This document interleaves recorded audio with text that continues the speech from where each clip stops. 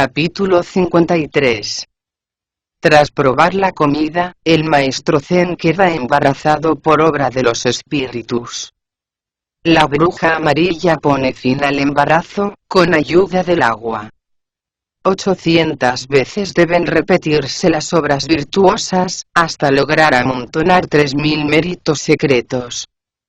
Es preciso aprender a tratar de la misma forma al amigo y al enemigo, lo que nos es propio y lo que nos es ajeno. Solo entonces podremos pronunciar el primer voto del paraíso occidental. Nada pueden contra el demonio con forma de toro las armas celestes, la pureza del agua, y la inocencia del fuego. Únicamente Lao Tse es capaz de dominarlo conduciendo, sonriente, el carabao verde, por los caminos que llevan directamente al cielo. Decíamos que mientras caminaban, alguien llamó a los peregrinos. Más de uno se preguntará quién podría ser. Pues bien, no eran otros que el dios de la cordillera y el espíritu de la montaña del yelmo de oro. Llevaban en las manos una escudilla para pedir limosnas, de oro rojizo, y no dejaban de gritar mientras andaban.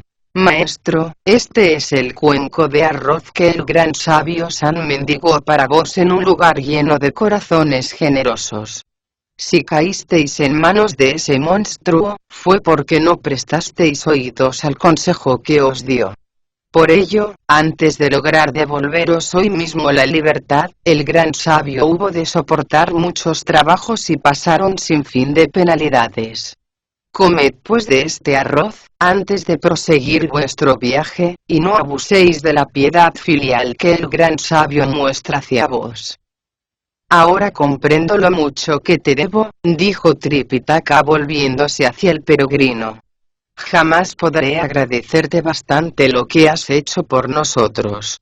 De haber sabido que iba a pasar lo que después ocurrió, no habría abandonado el círculo que trazaste, y así no habría corrido el peligro que a punto ha estado de poner fin a mi empresa.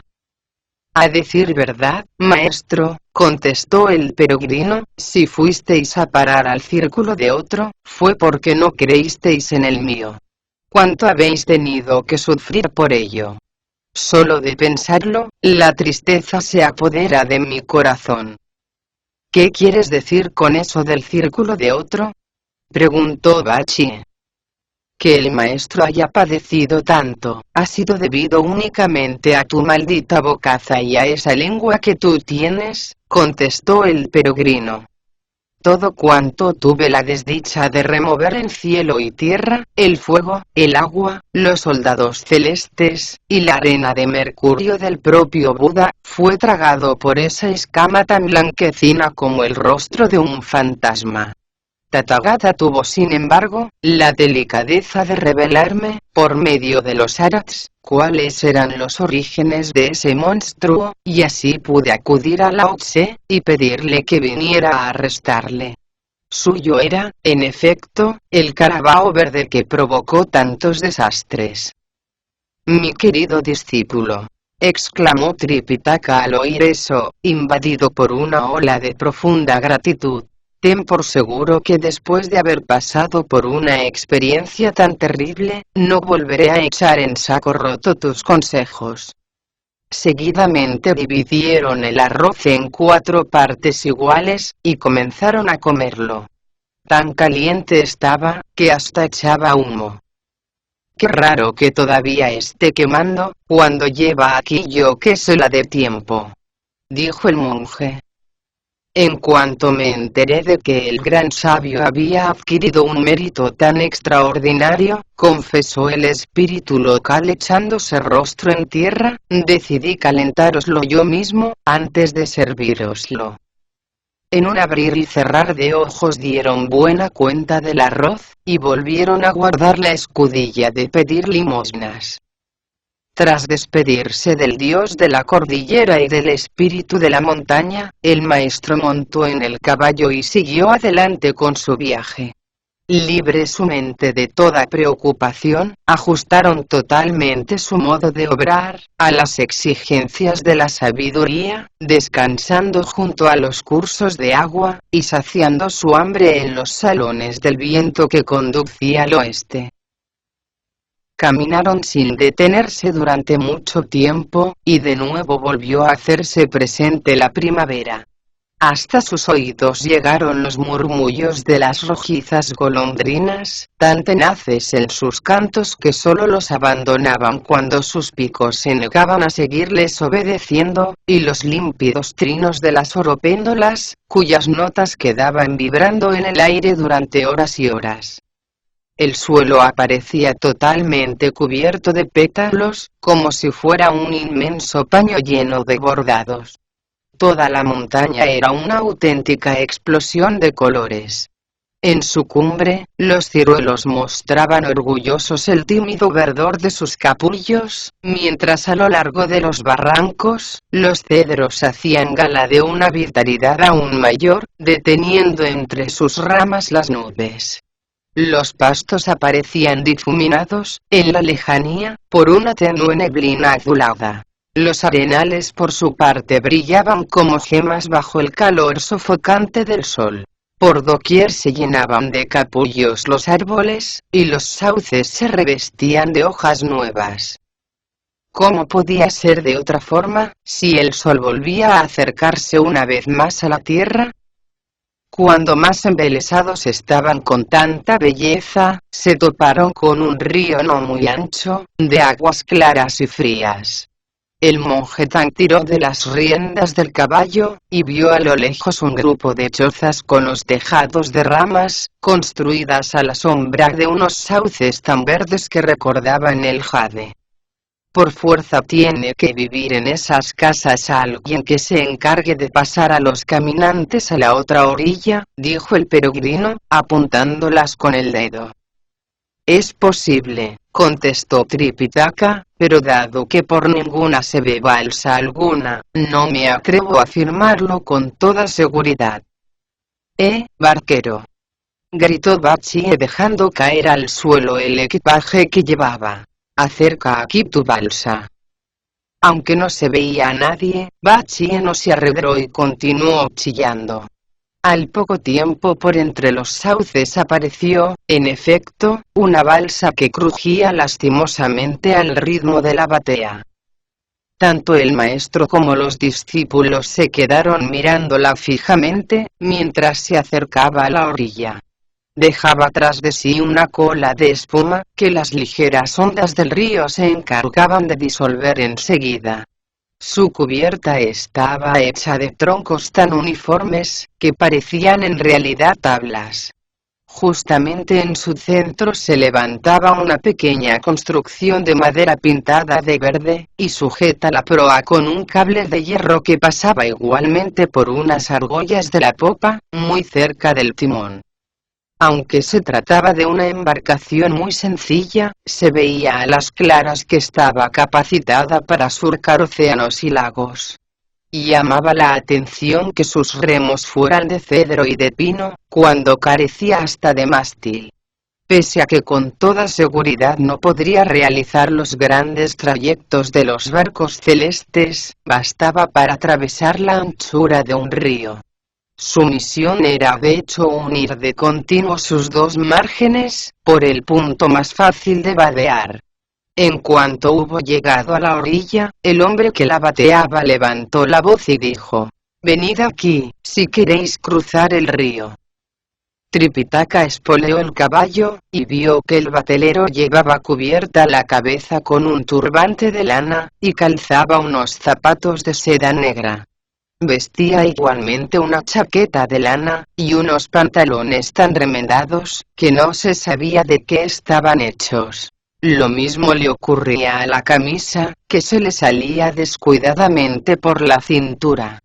Aunque se apreciaba claramente que poseía unas muñecas firmes y una musculatura propia de un luchador, sus ojos carecían de brillo, poseía profundas arrugas, y todos sus rasgos eran los de una persona entrada ya en años.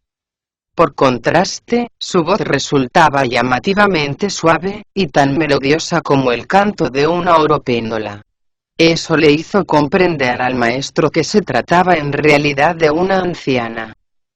¿Eres tú la encargada de batear esta balsa?, preguntó el peregrino acercándose a ella.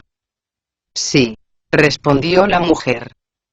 ¿Cómo es que no hay bateleros por aquí?, volvió a preguntar el peregrino. ¿Por qué os dedicáis las mujeres a esos menesteres? La anciana no contestó. Solo sonrió y se puso a bajar la plancha. El bonzo se saltó entonces a la balsa, con la pértiga a la espalda. Lo hicieron después el maestro y el peregrino, que hubieron de echarse a un lado para dejar pasar a Bachie con el caballo. La anciana volvió a levantar la plancha, y comenzó a batear con fuerza. Lo hizo con tal energía, que enseguida llegaron a la orilla opuesta. Nada más poner el pie en tierra, el maestro pidió al bonzo que abriera la bolsa y entregara unas cuantas monedas a la mujer. Sin detenerse siquiera a discutir sobre el precio, la anciana ató la balsa a un tocón que había junto al agua, y se dirigió hacia el pueblecillo de Chozas, sin dejar de reírse como si fuera una jovencita. Al ver Tripitaka lo clara que estaba el agua, sintió sed, y dijo a Bachie: «Coge la escudilla de pedir limosnas y tráeme un poco de agua». «Yo mismo estaba a punto de echar un trago», contestó el idiota sacando la escudilla, y entregándosela al maestro tras llenarla hasta arriba de agua. El maestro apenas bebió la mitad. El idiota por su parte lo apuró del todo, y le ayudó a montar otra vez en el caballo. Apenas había transcurrido media hora desde que reanudaron el viaje, cuando el maestro empezó a quejarse de una forma francamente lastimosa. «Me duele el estómago», dijo sin bajar de la cabalgadura. «A mí también», exclamó Bachie. «Debe de ser por el agua que bebisteis», confirmó el bonzo. No había acabado de decirlo, cuando el maestro volvió a quejarse diciendo: «No puedo soportar este dolor». «Yo tampoco», repitió Bachie retorciéndose. «El dolor es francamente tremendo». Mientras se quejaban de forma tan lastimera, el vientre empezó a hinchárseles como si fuera una vejiga de cerdo. Dentro comenzó a formárseles una especie de coágulo de sangre, que crecía y crecía, como un muñón de carne. Poniendo la mano sobre la barriga, podía sentírsele dar patadas y saltar como un salvaje de un lado para otro. Tripitaka se encontraba muy mal, cuando lograron por fin llegar a una aldea que se alzaba más adelante. De las ramas de un árbol cercano colgaban dos manojos de heno, y el peregrino dijo al verlas: «Estamos de suerte, maestro. La casa de ahí delante debe de ser una posada. Me acercaré a ella y le pediré a su dueño que me dé un poco de agua caliente. También le preguntaré si hay por aquí cerca alguna farmacia, así podrá aplicaros un ungüento con el que aplacar vuestro dolor». Animado por esas palabras, Tripitaka espoleó su caballo y no tardaron en llegar a la aldea. Al desmontar, vio junto a las puertas del lugar a una anciana, tejiendo cáñamo, encima de un montón de hierba. El peregrino se acercó a ella, y juntando las palmas de las manos a manera de saludo, se inclinó ante ella y dijo: «Este humilde monje, señora, viene del gran reino de los Tan, que se halla situado en las tierras del este. El maestro al que sigo, posee de hecho la misma sangre que el señor que lo rige. Desgraciadamente se encuentra enfermo con un terrible dolor de estómago, que le entró al beber un poco de agua del río que vadeamos algo más arriba». «¿Dices que habéis bebido agua del río?», preguntó la anciana tratando de contener a duras penas la risa. «Así es», contestó el peregrino. «Hemos tomado un poco de agua del río que corre al este de aquí». Jamás había oído nada más divertido, exclamó la mujer soltando finalmente la carcajada. ¡Qué risa! Entrad y os contaré algo. El peregrino agarró entonces al monje Tang del brazo, mientras el bonzo Sha hacía otro tanto con Bachie. A cada paso que daban, lanzaban un lastimero quejido. Con no poca dificultad, lograron entrar en la cabaña, y se sentaron sin dejar de gemir. El vientre les había crecido de una forma increíble, y tenían el rostro amarillento de tanto como sufrían.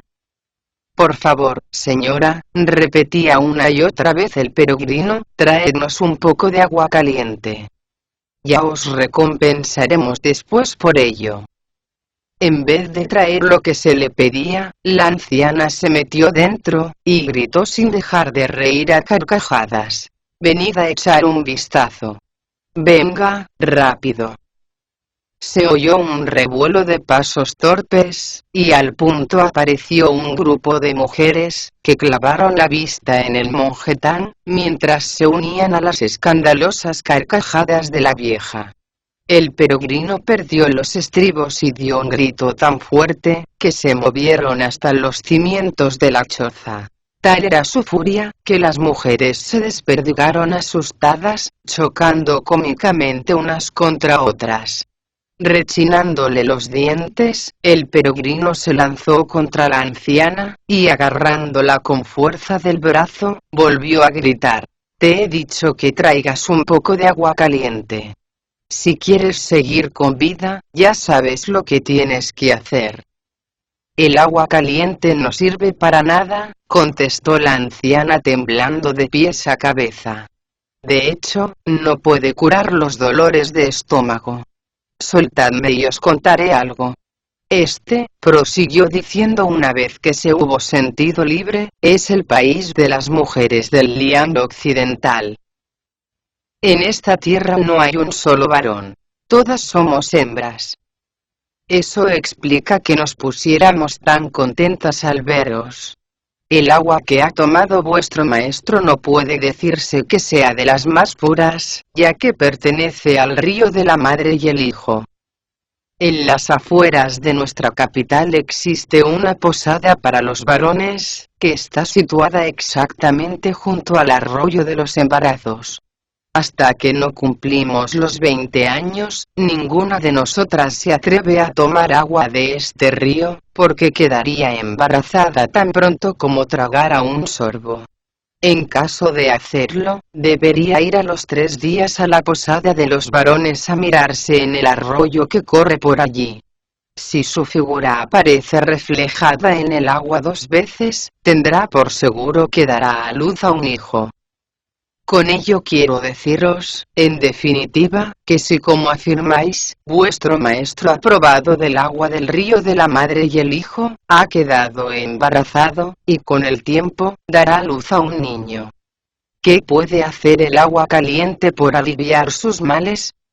Al oírlo, Tripitaka se quedó tan pálido como la cera, y exclamó temblando de pies a cabeza.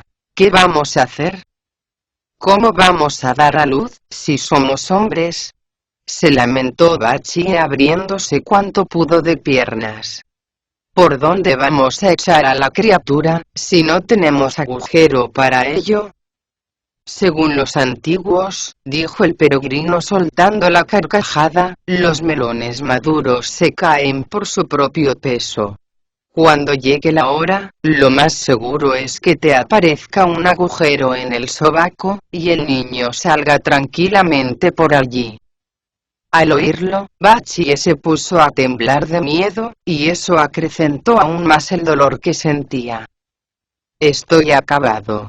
Acabado. Gritaba desesperado. Prefiero irme.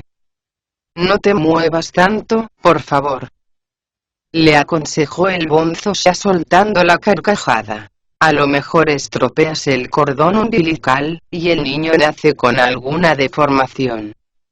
Eso alarmó aún más al idiota, quien con lágrimas en los ojos, agarró al peregrino de la ropa, y le suplicó diciendo: Pide a esa mujer que vaya enseguida en busca de alguna comadrona que no haga mucho daño. Por fuerza tiene que haberlas en este lugar. Las contracciones se están haciendo cada vez más frecuentes. Eso quiere decir que la hora del parto está cerca. Ya viene, ya viene. Si estás a punto de parir, volvió a decir el bonzo ya sin poder tener la risa, lo mejor que puedes hacer es quedarte quieto de una vez. No querrás romper la bolsa de aguas, ¿verdad? ¿No hay por aquí cerca ningún médico?, preguntó Tripitaka a la mujer, sin parar de gemir. Dales la dirección a mis discípulos, y que vayan a buscarle enseguida.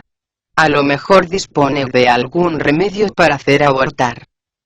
Las medicinas no valen para nada, contestó la anciana. De todas formas, al sur de aquí se encuentra la montaña de la supresión de los machos, en la que se abre la caverna de la anulación de los niños. Dentro de ella corre precisamente el arroyo de los abortos. Para acabar con un embarazo, solo es necesario tomar un sorbo de sus aguas. El problema es que actualmente no es nada fácil llegar hasta ellas. El año pasado apareció un taoísta llamado el auténtico inmortal complaciente, y cambió el nombre de caverna de la anulación de los niños, por el de santuario de la reunión de los inmortales. No contento con eso, declaró que el agua del arroyo de los abortos era exclusivamente suya, y desde entonces se ha negado a distribuirla sin pagar nada. El que quiera un poco, tiene que darle a cambio fuertes sumas de dinero, junto con una gran cantidad de carne, vino, y toda clase de frutas. Además, debe inclinarse ante él con un respeto que únicamente se debe a los dioses. Solo entonces se aviene a entregar una ridícula cantidad de esa agua. Según veo, todos vosotros vivís de la limosna. ¿De dónde vais a sacar tanto dinero como exige ese inmortal? Lo mejor que podéis hacer es quedaros aquí y esperar a que deis a luz. Señora, preguntó el peregrino aliviado al oírlo, ¿a qué distancia se encuentra de aquí la montaña de la supresión de los machos? A 3000 kilómetros aproximadamente, respondió la anciana. Estupendo, exclamó el peregrino. No os preocupéis más, maestro. Ahora mismo voy a ir a por un poco de esa agua. Se volvió después hacia el bonzo Sha, y le ordenó: cuida del maestro. Si esta gente se porta mal con vosotros y trata de haceros el menor daño, asústala un poco con tu fiereza. Me voy a por el agua. El bonzo Sha sacudió la cabeza en señal de conformidad.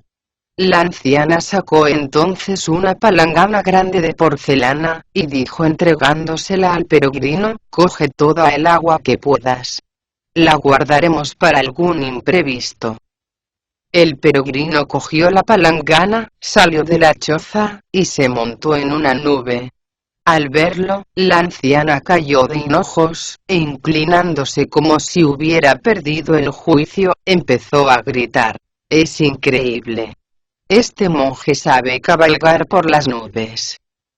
E inmediatamente corrió a llamar a las otras mujeres, y todas a una, se arrodillaron ante el monje Tan, golpeando respetuosamente el suelo con la frente, y llamándole Arati Bodhisattva.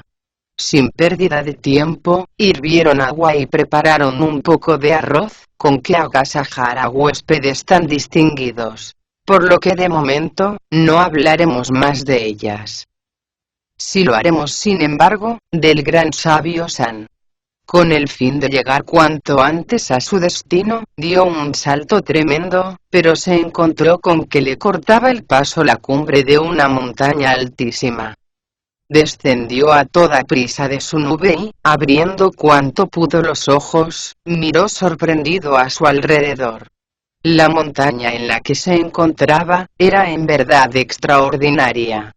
Por doquier se veían inmensas alfombras de flores exóticas, extensísimos paños de hierbas salvajes, y una filigrana de arroyos que parecían perseguirse unos a otros. De ese ambiente de ociosa relajación, participaban también las nubes, que se precipitaban por los barrancos numerosísimos y cubiertos totalmente de enredaderas y vides.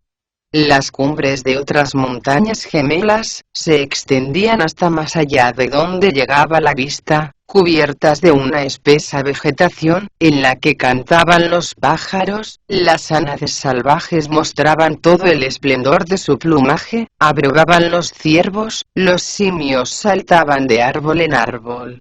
Era tal la belleza de aquel paisaje, que más que real, la montaña parecía sacada de un biombo de jade, y sus ondulaciones recordaban los bucles de una espléndida cabellera.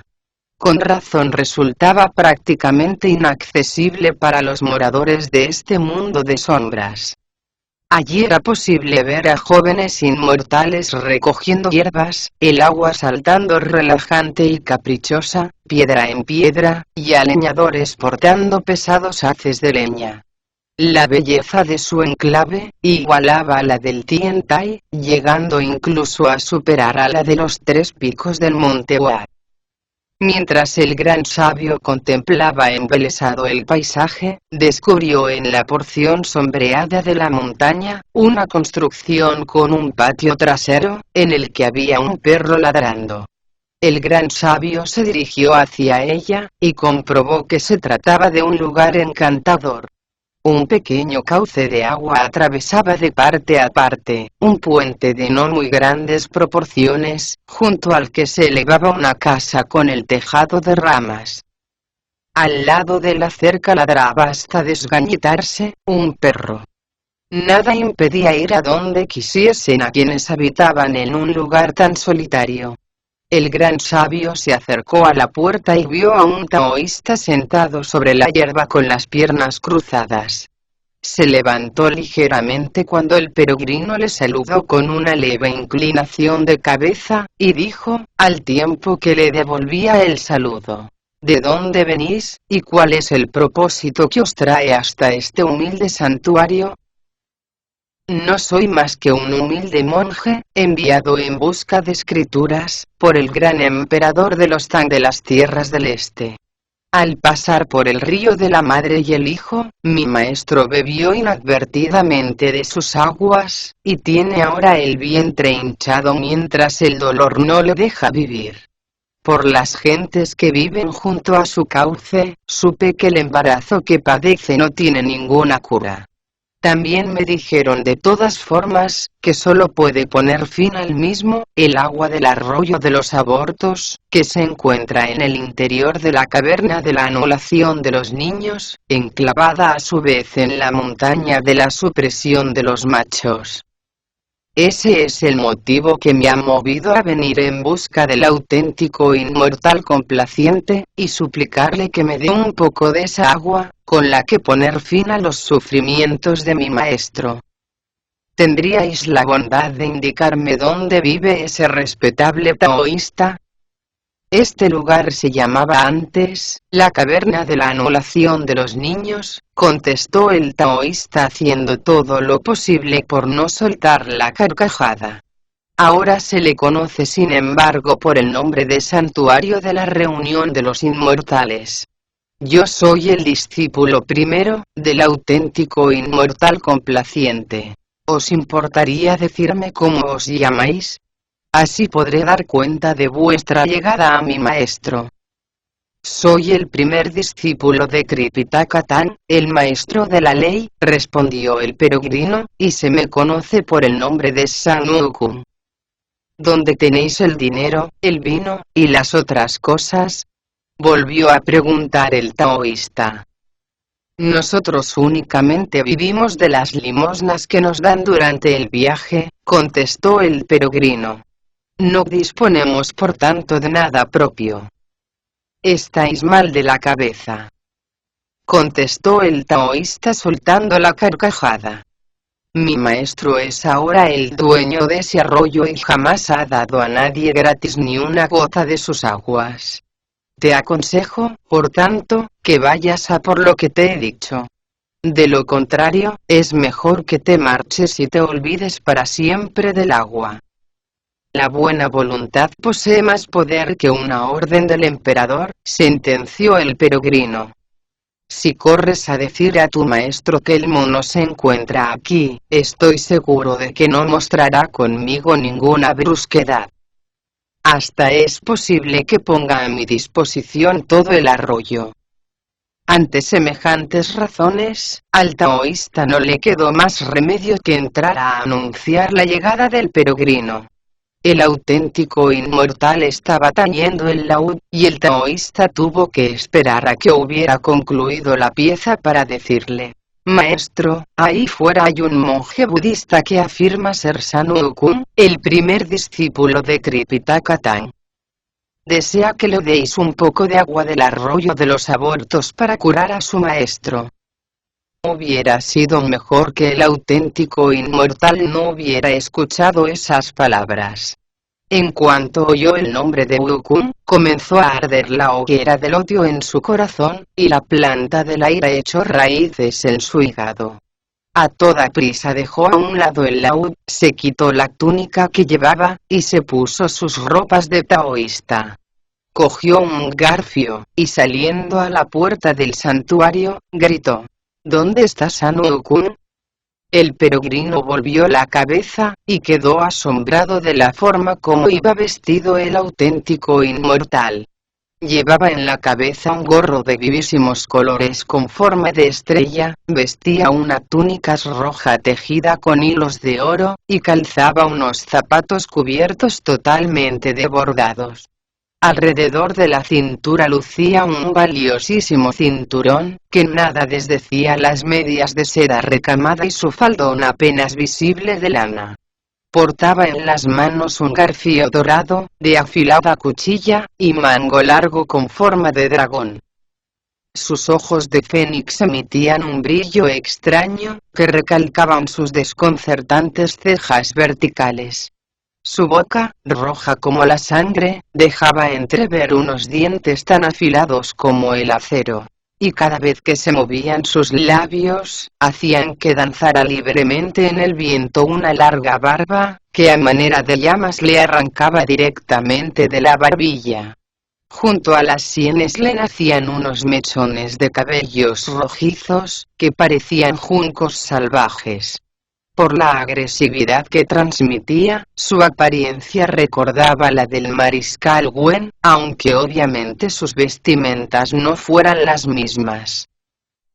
En cuanto el peregrino le vio, juntó las palmas de las manos, e inclinándose ante él, dijo: San Wukong es este humilde monje.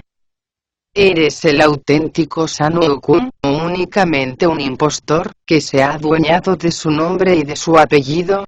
Volvió a preguntar el maestro soltando la carcajada.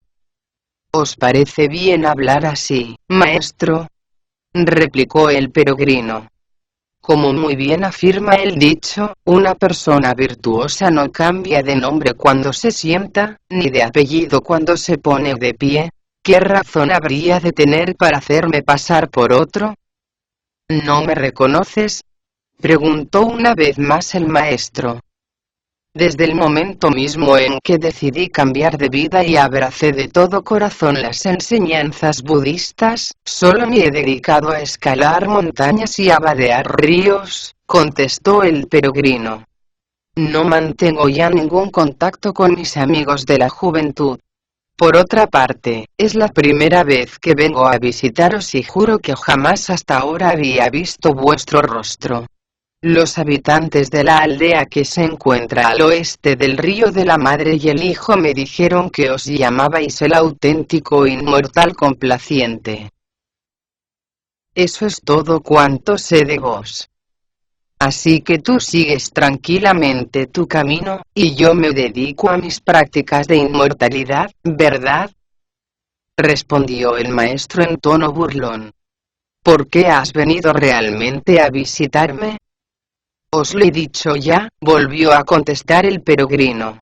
Mi maestro bebió inadvertidamente del río de la madre y el hijo, y su dolor de estómago se convirtió en un auténtico embarazo. He venido simplemente hasta vuestra muy digna morada, con el único deseo de obtener de vuestra generosidad un poco de agua del arroyo de los abortos, y así librar a mi maestro del dolor que le domina. ¿Es Tripitaka tu maestro?, inquirió una vez más el maestro, con los ojos encendidos. Así es, reconoció el peregrino. ¿Nos habéis topado en vuestro deambular, con el santo niño?, continuó indagando el maestro, al tiempo que hacía rechinar los dientes con visible desprecio. Ese es el sobrenombre de un monstruo, contestó el peregrino, el muchacho rojo que habitaba en la caverna de la nube de fuego, junto al arroyo del pino seco de la montaña rugiente. ¿Por qué se interesa por él, el auténtico inmortal? Porque da la casualidad de que es mi sobrino, y el rey monstruo toro, mi hermano, aclaró el maestro. Hace cierto tiempo mi hermano mayor me dijo en una carta que Sanwoo-kun, el discípulo primero de Tripitaka-tan, era un auténtico embustero, que había traído la desgracia sobre su hijo. Quise vengarle enseguida, pero no sabía a dónde acudir. Ahora resulta que tú mismo vienes a llamar a mi puerta. ¿Cómo quieres que te dé una gota tan siquiera de mi agua? Estáis muy equivocado, señor, dijo el peregrino con una risa tratando de apaciguarle. Vuestro hermano fue uno de mis mejores amigos. De jóvenes los dos pertenecíamos a la misma hermandad. Si no he venido hasta ahora a visitaros, ha sido porque ni siquiera sabía que existíais.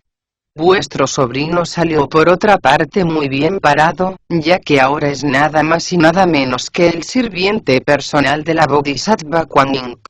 Se ha convertido en el paje de la riqueza de la bondad, y ni siquiera juntos podemos compararnos con él. ¿Es justo que ahora me culpéis de su buena suerte? Maldito mono, gritó el maestro. ¿Cuándo aprenderás a dominar tu lengua? ¿Cómo crees que le irá mejor a mi sobrino, siendo rey, o convirtiéndose en el criadillo de alguien? Deja pues de proferir sandeces, y prueba el sabor de mi garfio. No uséis por favor un lenguaje tan belicoso, suplicó el gran sabio deteniendo el golpe con su barra de hierro. Dadme un poco de agua, y me marcharé para nunca volver. ¿Es que no se te ocurre nada mejor que decir, mono inútil?, exclamó el maestro con desprecio. Si eres capaz de resistir 3 asaltos seguidos, te daré el agua. En caso contrario, te haré picadillo, y así vengaré a mi sobrino.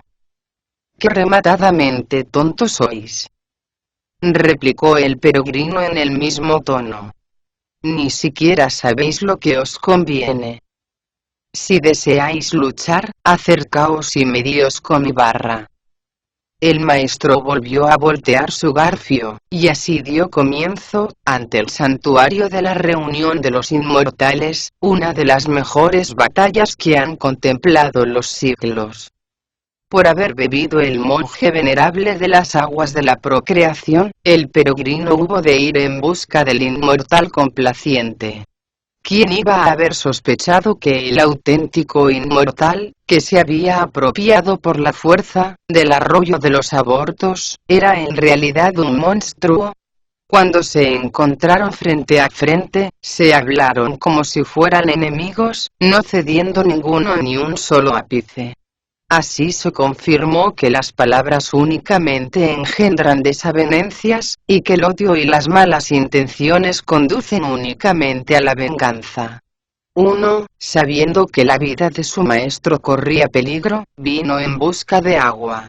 El otro, pensando que había perdido para siempre a su sobrino, se negó a entregársela. Qué formidables eran las armas que usaron. El garfio poseía la fiereza del escorpión, mientras que la barra de los extremos de oro se mostró digna heredera de la furia de los dragones. Con qué fiereza buscaban ambas atravesar el pecho de su adversario. Los golpes sesgados del garfio amenazaban constantemente las piernas y la cabeza de su oponente, como si fuera una mantis lanzando su mortal abrazo.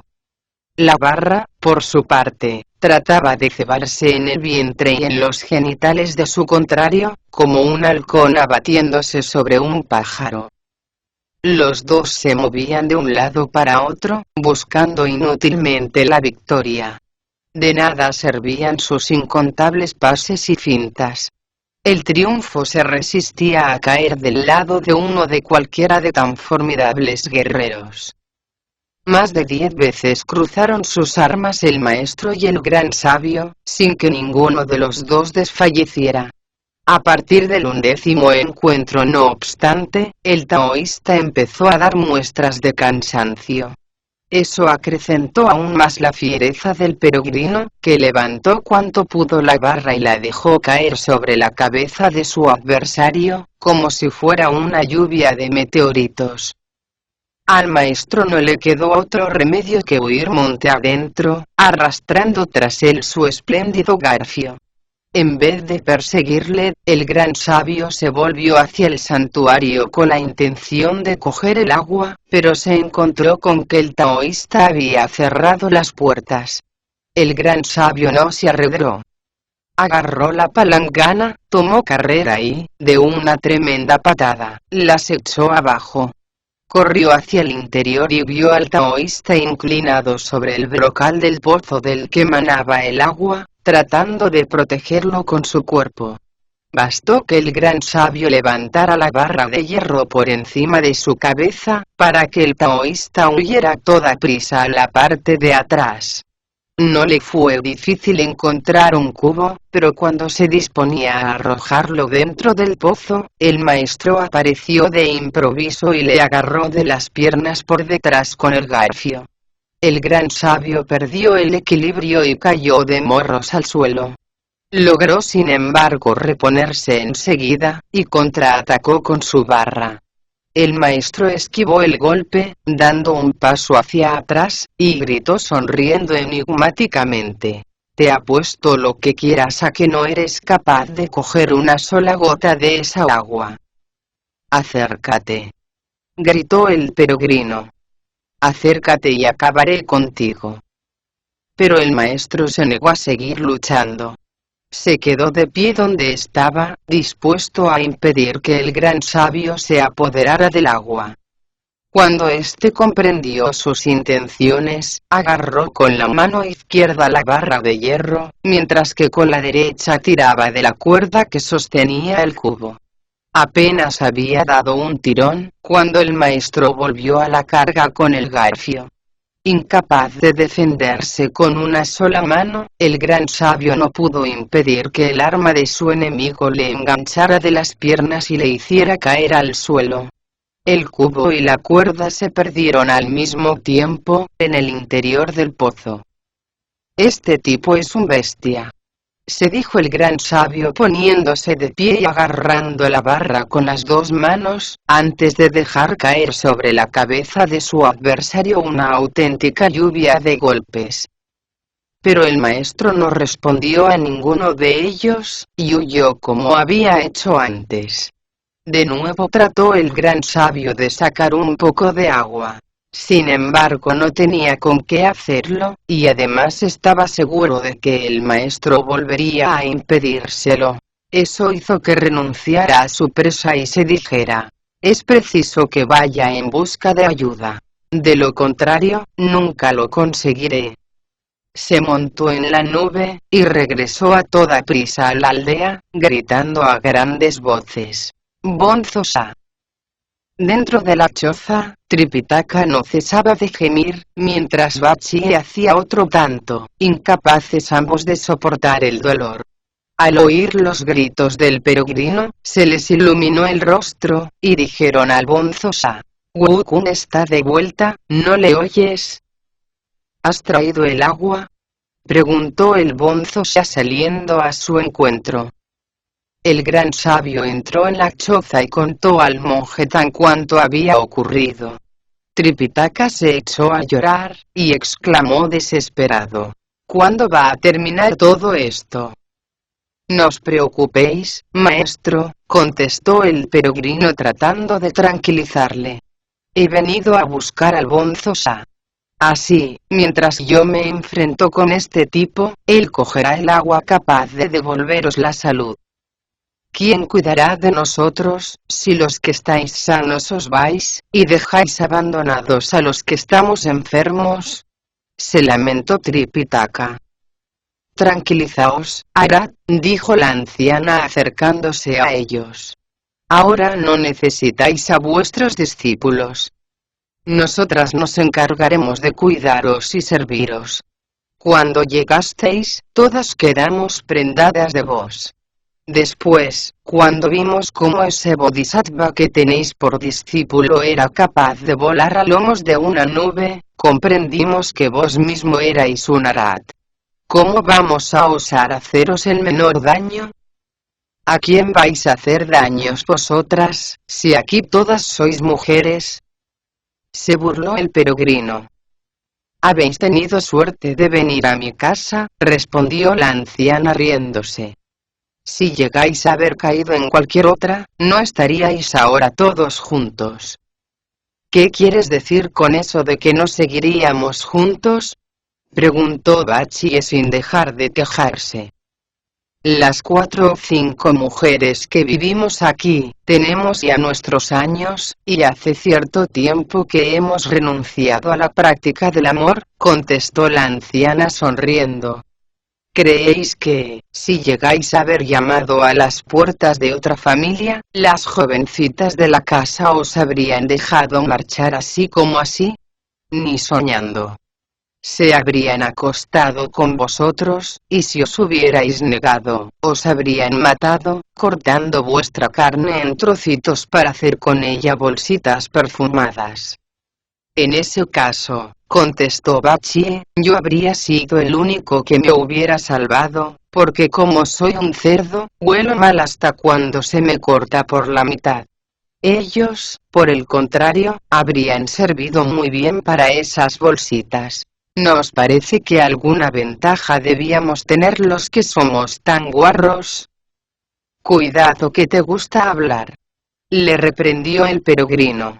¿Por qué no guardas toda esa fuerza, para cuando te llegue la hora de dar a luz? No conviene que os retraséis más, dijo entonces la anciana. Y, cuanto antes, a por esa dichosa agua. ¿Tienes algún cubo en casa? Le preguntó el peregrino. Necesitaremos uno. La anciana se fue a la parte de atrás, y sacó un cubo y una cuerda, que entregó al bonzo Sa.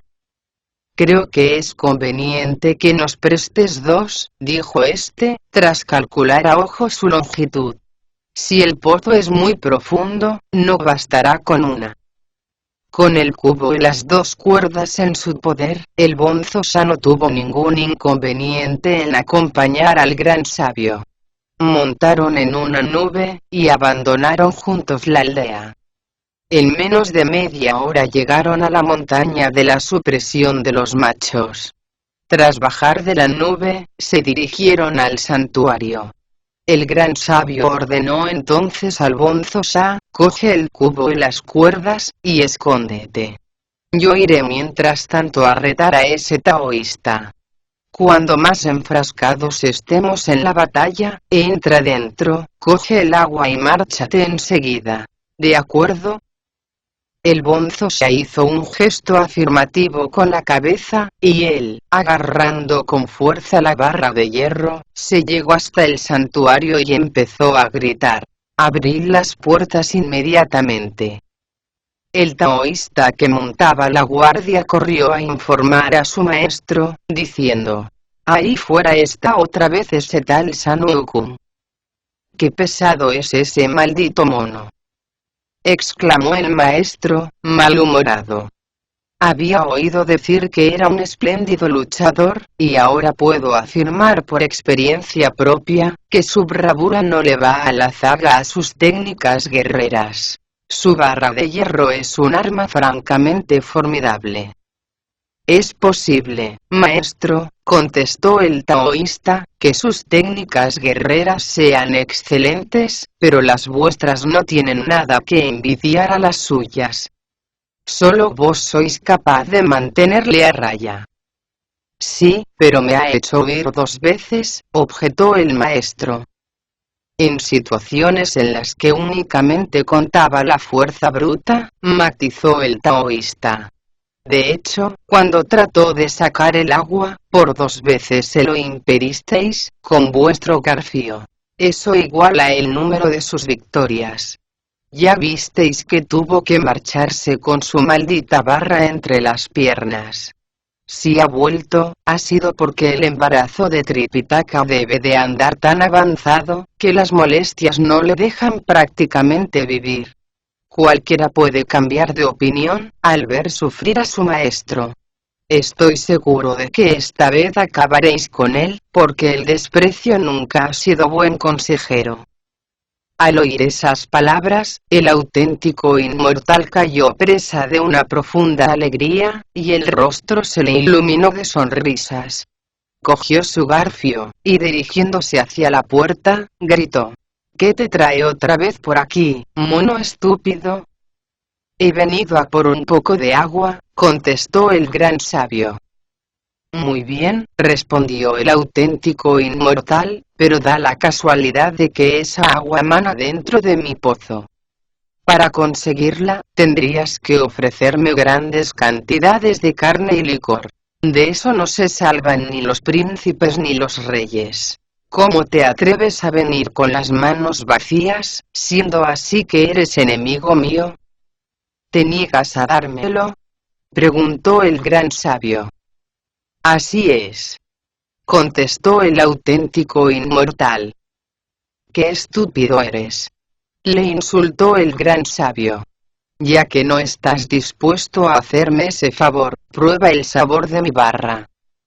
Con una facilidad increíble, la levantó por encima de la cabeza y la dejó caer con todas sus fuerzas sobre el auténtico inmortal, que se hizo diestramente a un lado, mientras respondía con un golpe de su temible garfio. La lucha que dio entonces comienzo, fue aún más feroz que la de la última vez. El odio de los hombres se traslucía en la velocidad con que el garfio y la barra intercambiaban sus golpes. Los contendientes levantaban tal cantidad de tierra y arena, que el sol y la luna se oscurecieron, quedando el universo sumido en las tinieblas más profundas. Tragedia tan desastrosa se originó cuando el gran sabio fue en busca de un poco de agua para salvar a su maestro, y el monstruo se la negó, por vengar a su sobrino. Los dos dieron lo mejor que tenían, para haber cumplido sus propósitos. Por eso les rechinaban los dientes, y se decían a sí mismos frases de aliento que los ayudaran a mantener despiertas todas sus energías. Las nubes de polvo que levantaban pusieron en alerta a los dioses y a los espíritus, mientras que el entrechocar de las armas y los gritos que proferían sus gargantas, ávidas de sangre, hacían temblar toda la cordillera. Sus golpes levantaron un viento huracanado, que arrasó bosques enteros y llegó a alcanzar las estrellas. Cuanto más luchaban, más felices y seguros de sí mismos se sentían el gran sabio y el auténtico inmortal. No en balde se habían entregado en cuerpo y alma al combate, decididos a no darlo por terminado hasta que uno de ellos hubiera muerto. Aunque habían empezado a pelear a la puerta misma del santuario, poco a poco se fueron desplazando ladera abajo. Dejaremos por ahora de hablar de su lucha, para contar lo que acaeció al bonzo Sa. En cuanto vio que tenía el camino libre, cogió el cubo y corrió hacia el interior del santuario.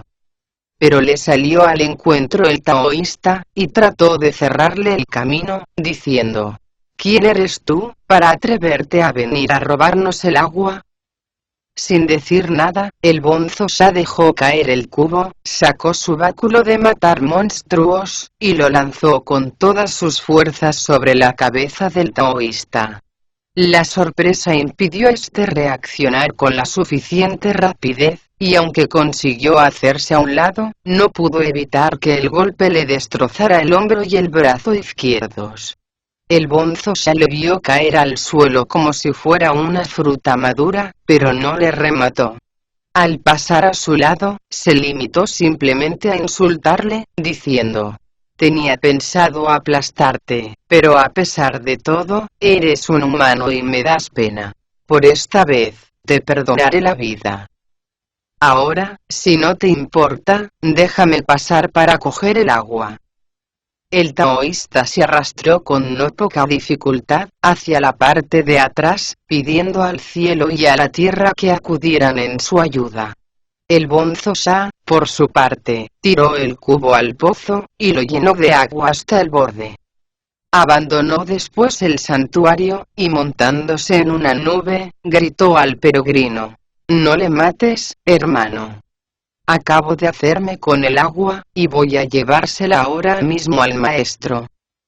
Al oírlo, el gran sabio detuvo con la barra de hierro un nuevo golpe del garfio, y dijo triunfante: tenía pensado acabar contigo para siempre, pero puesto que no has hecho nada malo, te perdonaré la vida, no en atención a tu propia virtud, sino a los sentimientos que aún abrigo por tu hermano, el rey toro. La primera vez me echaste la zancadilla 2 veces con tu garfio, y no pude conseguir el agua.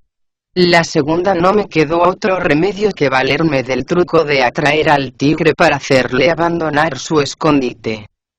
Es decir, te obligué a medir tus armas conmigo, para dejar totalmente libre a uno de mis hermanos el camino del agua. Que conste además, que no he querido usar contigo toda mi fuerza. De lo contrario, aunque hubieras sido capaz de multiplicarte por 10, habría terminado contigo en un abrir y cerrar de ojos. Sé que es más valioso dejar vivir que matar. Por eso, te perdono la vida, y te permito que sigas existiendo durante unos años más. A cambio te exijo que si alguien te pide un poco de agua, no le extorsiones como si fueras un funcionario sin escrúpulos. Sin saber exactamente lo que hacía, el descarriado inmortal trató una vez más de agarrar al peregrino por las piernas, pero el gran sabio esquivó a tiempo el golpe, y se arrojó sobre él gritando: no huyas. El inmortal se llevó tal sorpresa, que cayó al suelo patas arriba. El gran sabio le arrancó de las manos el garfio, y lo partió por la mitad. Después juntó otra vez los trozos, y volvió a partirlos en 4 cachos, con la facilidad con que uno quiebra una rama. Júntalos si puedes, bestia maldita, gritó el peregrino tirándolos al suelo. Espero que de ahora en adelante seas un poco más honesto. Temblando de pies a cabeza, el inmortal descarriado no se atrevió a decir nada. El gran sabio por su parte soltó la carcajada, y tras montarse en una nube, se elevó hacia lo alto. De todo esto existe un poema que afirma: para fundir plomo puro, es preciso disponer de agua límpida, porque ésta se mezcla bien con el mercurio seco. El mercurio y el plomo puros no tienen progenitores, por eso se elabora con ellos el elixir celeste. No sirve de nada concebir. Observar la facilidad con que la Madre Tierra acumula méritos sobre su cabeza. En el momento en el que desaparecen las falsas doctrinas, surgen victoriosas las enseñanzas auténticas, y el Señor de la mente regresa con el rostro cubierto de sonrisas. A lomos de su nube sagrada, el gran sabio no tardó en alcanzar al bonzo Sha. Con el agua en su poder, no cabían en sí de contento, y regresaron a toda prisa al lugar del que habían partido. Nada más bajar de la nube, se dirigieron a la cabaña.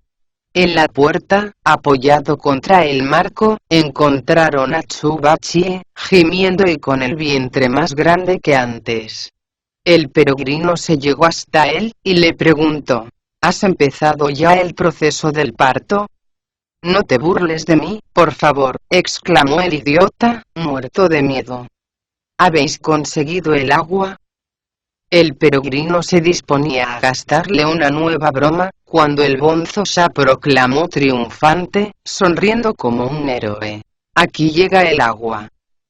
¿Cuántos problemas os he causado?, exclamó Tripitaka irguiéndose un poco y haciendo muecas de dolor. La anciana estaba tan encantada, que hizo salir a todos sus familiares, y golpeando repetidamente el suelo con la frente, gritó agradecida: ¡Qué suerte hemos tenido, Bodhisattva! ¡Qué suerte!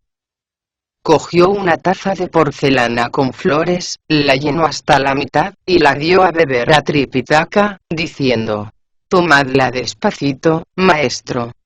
Para poner fin a vuestro embarazo, solo necesitaréis un pequeño sorbito. Yo no quiero una tacita, protestó Bachie. Yo necesito el cubo entero. ¿Sabéis bien lo que decís?, exclamó la anciana.